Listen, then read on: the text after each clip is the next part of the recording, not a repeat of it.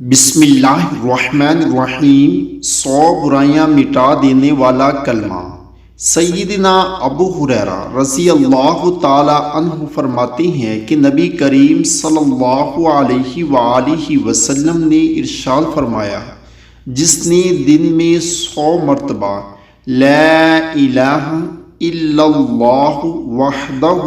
لا شریک لہ لہ الملک وَلَهُ الْحَمْدُ وَهُوَ عَلَى كُلِّ شَيْءٍ قَدِيرٌ پڑھا، اسے 10 غلام آزاد کرنے کا ثواب ہوگا اور اس کے نامہ اعمال میں 100 نیکیاں لکھی جائیں گی اور 100 گناہ مٹا دیے جائیں گے، اور اس روز شام تک شیطان سے امن میں رہے گا، اور اس سے بہتر کوئی شخص نہ ہوگا لیکن جس نے اس سے بھی زیادہ اسے پڑھا ہو۔ اللہ تعالیٰ سے